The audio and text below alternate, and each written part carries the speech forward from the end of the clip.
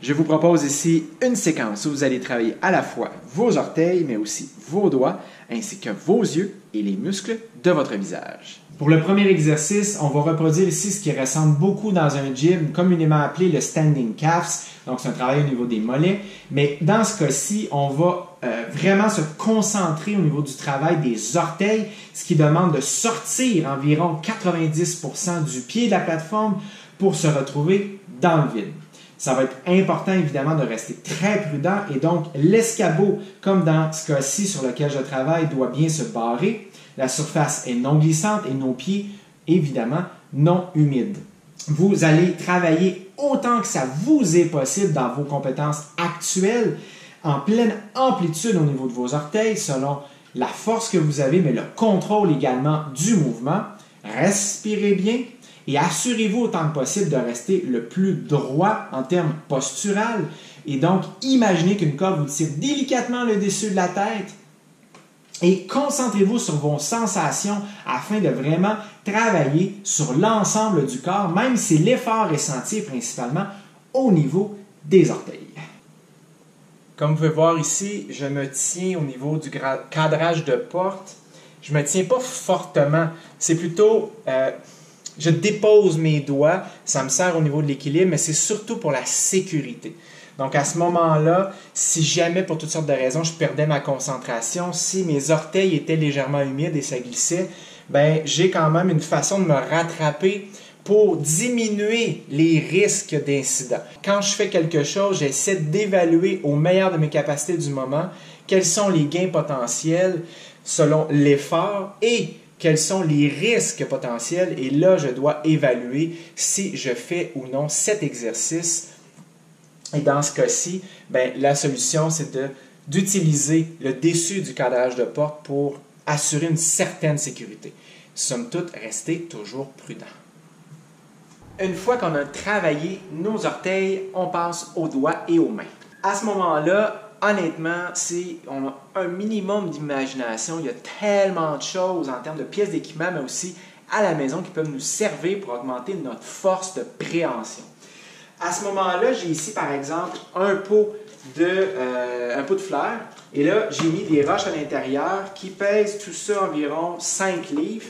Ça prend évidemment un pot qui permet, selon la grosseur de sa main, d'aller coincer comme ceci le pot. Et là, je sens vraiment très, très bien travailler mes doigts, mes mains, mes avant-bras.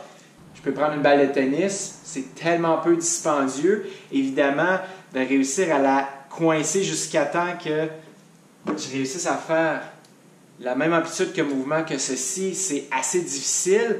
Et à un moment donné, il n'y a plus de résistance. Il n'y a plus de résistance non plus quand je la relâche. Mais quand même, ça peut être une solution envisageable, intéressante et peu dispendieuse.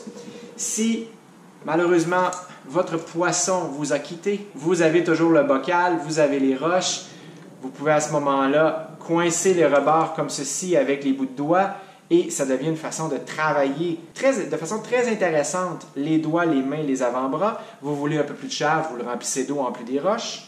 Ici, j'ai des sacs de sable que j'utilise abondamment dans toutes sortes de types d'entraînement.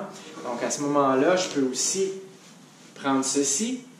Je peux en prendre 2. Donc, ici, ça, c'est 20 livres les deux ensemble. Et il y a évidemment aussi quelques exercices, encore une fois, ça dépend juste de votre imagination, que vous pouvez faire où vous allez justement chercher cette composante de travail de la force de préhension, tout en travaillant d'autres aptitudes physiques en termes de mobilité, d'équilibre et de coordination.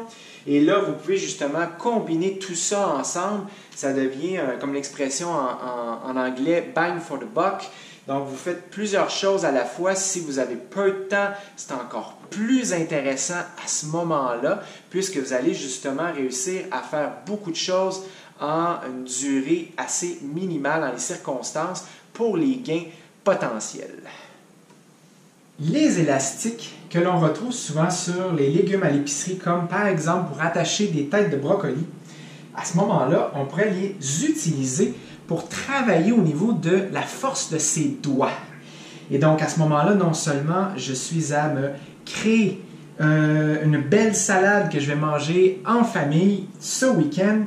Très coloré, ça sera très goûteux, ça aura 24 heures dans le frigo pour que ça ait le temps justement de prendre du goût.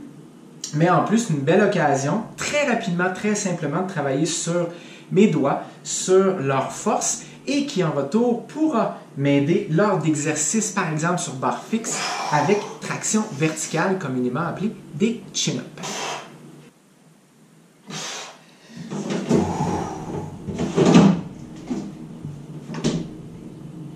Vous pouvez voir également que j'ai une lime et je vais pouvoir ajouter ça comme liquide dans ma salade. Ça me donne aussi une autre occasion de travailler sur ma force au niveau des muscles des mains, des doigts.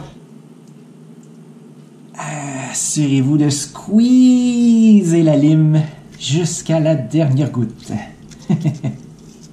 La bonne vitamine C.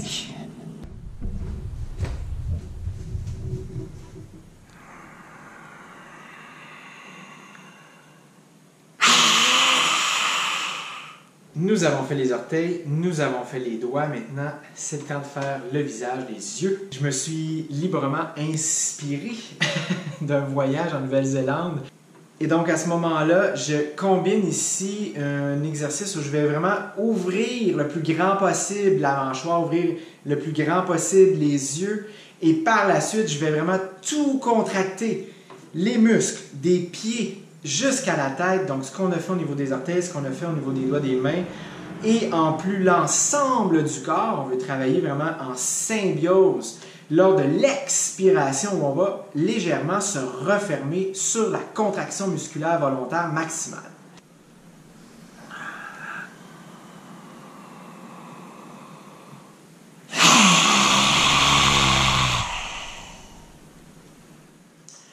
J'ai l'habitude de faire ça 5 fois. J'ai à la fois un raclement de gorge, l'étirement au niveau de la langue, l'étirement au niveau des visages pendant l'inspiration et les yeux du début, en agrippant le sol lors de l'expiration et de la contraction maximale de tous les muscles de mon corps. C'est comme si j'allais chercher cette énergie créatrice de la terre et ça remonte tout le long jusqu'au bout des doigts, jusqu'au dessus de la tête comme un immense choc électrique.